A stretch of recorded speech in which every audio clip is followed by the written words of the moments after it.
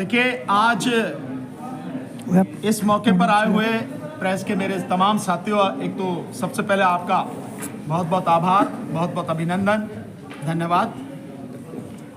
जो आज ये प्रेस वार्ता बुलाई गई है, हम लोग दिल्ली में और अब दिल्ली से बढ़ के ये पूरे देश में पहुंच चुका है, बहुत दूर गांव-गांव तक पहुंच चुका है आंदोलन। ईवीएम के खिलाफ जो आंदोलन है, उसी सिलसिले में मैं आज आया हूं और मैं बहुत दिल से धन्यवाद देता हूं प्रभजीत सिंह जी का। उन्होंने मेरे निवेदन पर सभी किसान आगू साथियों को बुलाया, संयुक्त किसान मोर्चा से रविंदर जी को और संयुक्त किसान मोर्चा से ही बूटा सिंह सादीपुर साहब को, कि ये जो आंदोलन ईवीएम का आंदोलन है, ये पूरे देश का आंदोलन है, हर व्यक्ति का आंदोलन है। 140 करोड़ नागरिकों का, भारत के 100 करोड़ मतदाताओं का आंदोलन। और ये आंदोलन इसलिए है कि जो तरीका अपनाया जा रहा है वोट के लिए, वो किसी भी सूरत में, किसी भी तरह से न तो स्वतंत्र है, न निष्पक्ष है और न ही वो पारदर्शी है। ट्रांसपेरेंसी कुछ नहीं है।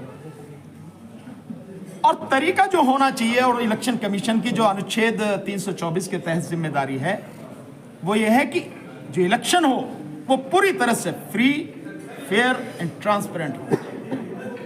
आम से आम व्यक्ति को, साधारण व्यक्ति को, अनपढ़ अशिक्षित व्यक्ति को भी समझ में आनी चाहिए कि जो तरीका वोटिंग का है, वो जिस उम्मीदवार को और जिस पार्टी को वोट देना चाहता है, उसकी वोट उसी उम्मीदवार, उसी पार्टी को गई है, ये सामने से साफ साफ दिखना चाहिए।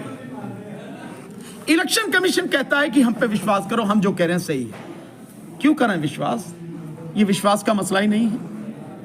जिस देश में इतनी बड़ी संख्या में सरकारी अधिकारी और कर्मचारी भ्रष्ट हो चुके हैं, अपनी नौकरी बचाने के लिए किसी भी हद तक सरकार की गुलामी कर सकते हैं, वहां किसी पर क्यों विश्वास किया जाए? विश्वास का मतलब ही नहीं है। आप व्यवस्था ऐसी रखो जो हर किसी को समझ में आए साहब, और वो बैलेट पेपर से।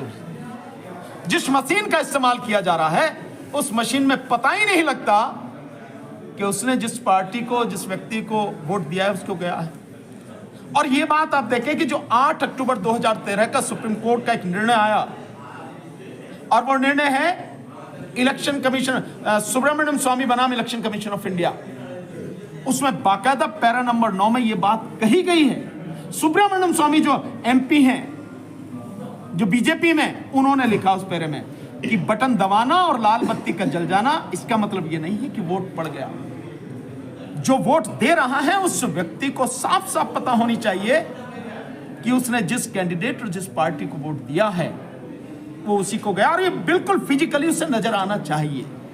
ईवीएम में ऐसा कुछ भी नहीं है। तो हम उसी की लड़ाई लड़ रहे हैं। इस बार का 2024 का चुनाव हम किसी भी कीमत पर ईवीएम से नहीं होने देंगे। 2024 लोकसभा का चुनाव केवल और केवल बैलेट पेपर से होगा।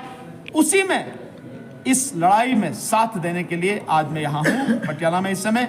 अभी इसके बाद 4 बजे मेरी मीटिंग जालंधर में है, वहां पहुंचूंगा। और मैं जितने भी संयुक्त किसान मोर्चा के किसान आगू हैं, यूनियन से, सभी से, और जितने भी एडवोकेट्स साथी हैं, उन सबसे निवेदन करने आया हूँ इस लड़ाई में साथ। सुप्रीम कोर्ट ने, जैसे आपने बताया कि ऑर्डर किया कि लाल बत्ती जल गई, इससे क्लियर नहीं होता कि वोट कहाँ गई है, लेकिन सुप्रीम कोर्ट ने उस पर पाबंदी भी नहीं लगाई। इसमें कारण क्या लगता है? इसे आगे लेके जाओगे आप? देखिए, सुप्रीम कोर्ट ने उस ऑर्डर में जो बात कही थी, वो ये कही गई थी कि भाई ईवीएम मशीन में भरोसा हासिल करने के लिए इसके साथ वीवीपैट लगाई जाए। और आप देखेंगे कि हमने अभी इसी 6 जनवरी को दिल्ली के जंतर मंतर पर बाकायदा ईवीएम में जो घोटाला होता है, किस तरह से वोट किसको दी जाती है और कहां जाती है, बाकायदा उस मशीन का वीवीपैट जिसे कहते हैं, हमने पूरा डेमोन्स्ट्रेशन करके, प्रदर्शन करके दिखाया। आप जानते हैं उसके बाद असर क्या हुआ? उसके बाद असर यह है कि इलेक्शन कमीशन, ऐसा पहले कभी नहीं हुआ, इलेक्शन कमीशन जगह जगह देश में ईवीएम को ले जाके दिखा रहा कि आओ वोट डालो, देखो हमारी मशीन खराब नहीं है। हमारा सवाल इससे आगे है, जब पढ़े लिखे लोग नहीं जानते कि ईवीएम मशीन कैसे काम करती है, तो इस देश में लगभग आधी आबादी जो अनपढ़ है वो कैसे जानेगी? और तरीका वही होना चाहिए कि हर कोई जाने। ਇੱਕ ਪਾਸੇ ਤੁਸੀਂ ਕਹਿ ਰਹੇ ਹੋ ਕਿ ਇਸ ਵਾਰ ਅਸੀਂ 24 ਦਾ ਇਲੈਕਸ਼ਨ ਈਵੀਐਮ ਮਸ਼ੀਨ ਰਾਹੀਂ ਨਹੀਂ ਹੋਣ ਦੇਵਾਂਗੇ, ਪਰ ਉਧਰ ਪਿੰਡ ਪਿੰਡ ਜਾ ਕੇ ਸਮਝਾਇਆ ਵੀ ਜਾ ਰਿਹਾ ਈਵੀਐਮ ਰਾਹੀਂ। ਫਿਰ ਇਹ ਲੜਾਈ ਕਿੰਨੀ ਕੁ ਜਿਹੜੀ ਆ ਬੱਧਤਾ ਨਾਲ ਲੜੀ ਜਾਏਗੀ ਤੇ ਕਦੋਂ ਤੱਕ ਇਸ ਦਾ ਕੋਈ ਅਸਰ ਹੋਏਗਾ? ਕਿਉਂਕਿ ਇਲੈਕਸ਼ਨ ਤਾਂ ਸਿਰ ਤੇ ਆ ਗਿਆ 16 ਉਹਨਾਂ ਨੇ ਜਿਹੜਾ ਅਪ੍ਰੈਲ ਆ ਉਹਦੀ ਇੱਕ ਡੇਟ ਵੀ ਜਿਹੜੀ ਆਪਣੇ ਅਧਿਕਾਰੀਆਂ ਨੂੰ ਦਿੱਤੀ ਸੀ ਉਹ ਵੀ ਸਾਹਮਣੇ ਆ ਗਈ। देखिए, मुझे नहीं पता कि ये डेट आपको कहां से मिली है, ये तो अपनी जगह है बात। अभी इलेक्शन कमीशन की तरफ से तो कोई डिसाइड नहीं है। और दूसरी जो बात है कि हम कहां तक लड़ाई जाएंगे। मशीन को रोकना केवल 1 मिनट का काम है कि इससे नहीं होगा, बैलेट पेपर से होगा। मशीनों की तैयारी के लिए सालों लगते हैं। मशीनें बनती हैं, आती हैं, फिर अलग अलग जगह जाती हैं, फिर उनको तरीके से जो है जो भी उन्हें करना होता है वो करते हैं। ये सारी प्रक्रिया होती है। बैलेट पेपर बनने में कितना समय लगता है? कब बनता है बैलेट पेपर? बैलेट पेपर बनता है जिस दिन नाम वापस लेने की आखिरी तारीख होती है 3 बजे, और उसके बाद जो सभी जो कैंडिडेट हर कॉन्स्टिट्यूंसी में होते हैं उनको सिंबल अलॉट कर दिया जाता है। उसके बाद फाइनल लिस्ट लेके कि ये कैंडिडेट है इस कॉन्स्टिट्यूंसी में, तब वो छपने जाते हैं। मात्र 8 दिन में बैलेट पेपर छप जाते हैं, मात्र 8 दिन में। और इन मशीनों का जो खर्चा है, केवल वीवीपैट का खर्चा ही एक बार जो पिछले 2017 में बनी, उस दौरान जो खर्चा था वो तकरीबन 3,500 करोड़ का था, जो इलेक्शन कमीशन को दिए सरकार ने सुप्रीम कोर्ट के कहने पर। ये तो उसका खर्चा था। ईवीएम का खर्चा वो अलग बात, इसकी नहीं है। खर्चा कितना ही भी हो, समय कितना ही भी लगे, लेकिन देश के संविधान के अनुसार free, fair and transparent election कराने के लिए और पारदर्शी चुनाव के लिए, लोकतंत्र को बनाए रखने के लिए जरूरी यह है कि सब कुछ शीशे की तरह साफ हो, कहीं कुछ धुंधला ना हो। ਫਿਰ ਵਿਰੋਧੀ ਪਾਰਟੀਆਂ ਕਿਉਂ ਨਹੀਂ ਮੁੱਦਾ ਚੱਕ ਰਹੀਆਂ ਜੀ? ਜਿਵੇਂ ਕਾਂਗਰਸ ਹੋਗੀ ਜਾਂ ਹੋਰ ਪਾਰਟੀਆਂ, ਉਹ ਕਿਉਂ ਨਹੀਂ ਮੁੱਦਾ ਚੱਕ ਰਹੀਆਂ ਜਦੋਂ ਉਹ भी सतत वार चल रही है? देखिए, हमारी बात सबसे है। अभी जैसे हमने 6 तारीख का प्रोग्राम किया तो हमने सबको, जो इंडिया गठबंधन में मुख्य पार्टियां हैं, बाकायदा हमने ईमेल के माध्यम से हमने उनको लेटर भेजा कि इस लड़ाई में आप भी आइए। हम अभी भी लगातार कोशिश कर रहे हैं। अब उनसे फिजिकली भी हम जाके बात कर रहे हैं, उनके ऑफिस में जाके, क्योंकि ये मुद्दा तो सबका है। सबसे ज्यादा मैंने तो कहा, दिग्विजय सिंह जी जो आए थे, अभी एक मीटिंग हुई थी हमारी, उस मीटिंग से पहले वहां पे नॉर्थ एवेन्यू में, तो मैंने उनको कहा कि सबसे बड़ा नुकसान तो कांग्रेस को हुआ है, तो कांग्रेस को सामने आना चाहिए इस मुद्दे को लेकर। जीता हुआ इलेक्शन आपके हाथ से छीन लिया गया, तो आप कहेंगे, और अगर देश तबाह होता है तो कांग्रेस भी गुनहगार होगी, सभी पार्टियां गुनहगार होंगी, तो उन्हें आना पड़ेगा। मुझे विश्वास है इस लड़ाई में देर सवेर वो सब आएंगी, पर ये आंदोलन जन आंदोलन बनना चाहिए, और मैं जानता हूं ये जन आंदोलन बनेगा। मैं एक इसमें आपको बताना चाहता हूं क्यों मैं ये बात कह रहा हूं इतने विश्वास के साथ। आज मैं आया हूं तो आप सबको देख रहे हैं, संयुक्त किसान मोर्चा के जो आगू हैं आज हमारे साथ बैठे हैं इस मीटिंग में।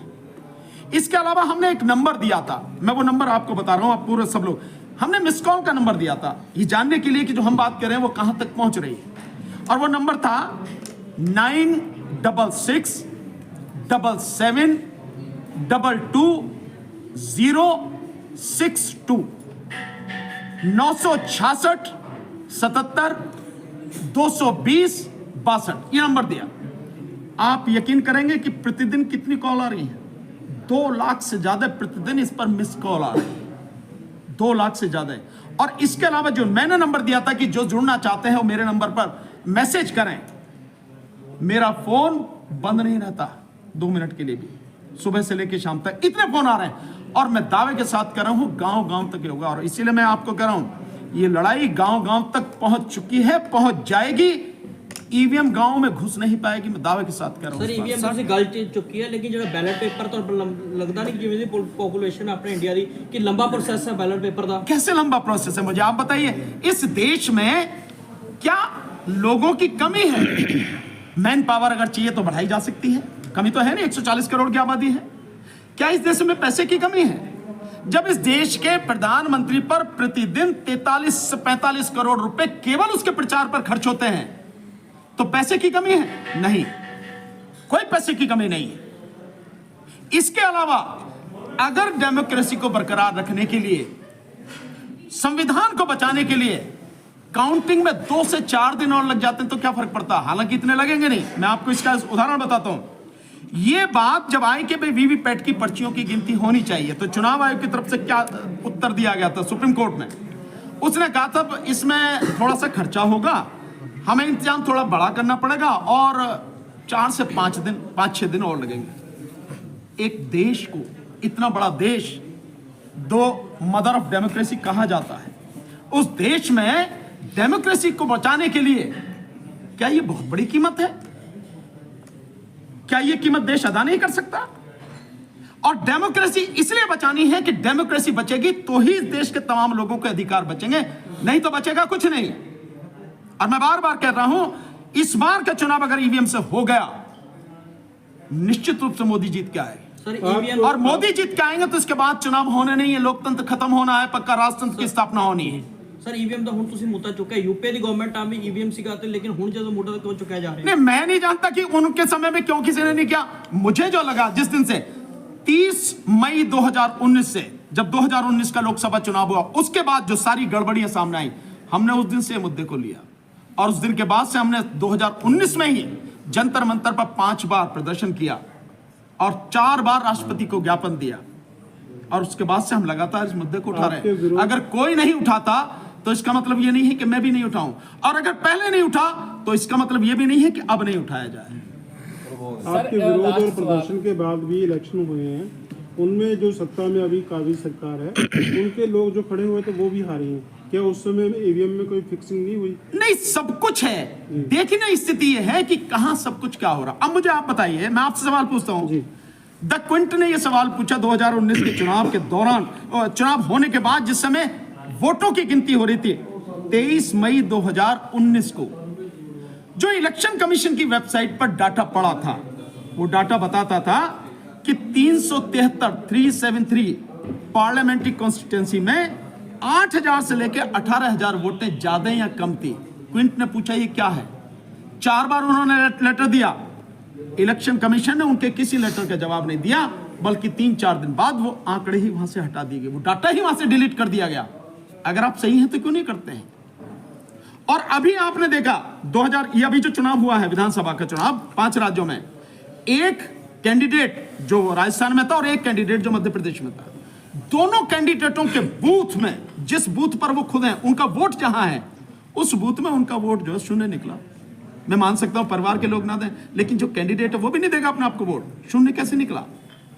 और फिर यही सवाल, अगर पोस्टल बैलेट में 199 सीटों पर कांग्रेस आ गए हैं, तो ईवीएम की गिनती के बाद ये उलट कैसे गया सारा? एक सर भाजपा वालों वन नेशन वन वोट की गल कही है, ਤੁਹਾਡੀ ਕੀ राय है ऊपर? देखिए, इसके आगे, अच्छा आपने सवाल पूछा, इसके आगे और बता रहा हूं, केवल यहीं तक नहीं रुके वो, वन नेशन वन इलेक्शन, उसके आगे बढ़ गए हैं। दिल्ली में पोस्टर लगे हुए हैं, वन नेशन वन लीडर, मतलब एक वही व्यक्ति है इस देश में, मोदी का फोटो लगा हुआ बाकायदा, यही सब कुछ है। सो ये जो वन नेशन वन इलेक्शन है, कैसे संभव है? मैं आपसे बताऊं, संविधान ये कहता है कि अगर विधानसभा का चुनाव हुआ है तो विधानसभा का चुनाव 5 साल बाद होगा, अगर विधानसभा भंग नहीं कर दी गई है, कोई ऐसी आपात स्थिति नहीं है, 5 साल बाद। सपोज अभी आपके यहां पे चुनाव हुए पंजाब में, तो ये पंजाब के चुनाव 5 साल बाद होने हैं ना, अभी करा दिया जाए तो क्यों करा दिया जाए भाई? जिन राज्यों में, अभी 5 राज्यों में अभी चुनाव हुए हैं, आप करो वन नेशन वन इलेक्शन, तो उसके साथ आप चुनाव कराना चाहते हैं, क्यों करा दिया जाए? इसको चलने दो ना, पूरे 4.5 साल 5 साल है, क्यों? क्योंकि संवैधानिक व्यवस्था ही है।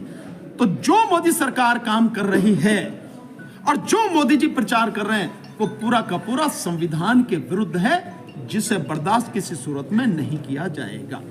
इससे आगे क्या सोचा है आपकी तरफ से, जो आपने संसद बनाई है? पर ये लड़ाई बहुत बड़ी है कि इतना समय हैगा कि छोटी मीटिंग नाल ये उभर पाएगा ज्यादा? समय की कोई कमी नहीं है, संविधान में प्रावधान है, अगर स्थिति हो तो इलेक्शन को 6 महीने तक आगे टाला जा सकता है।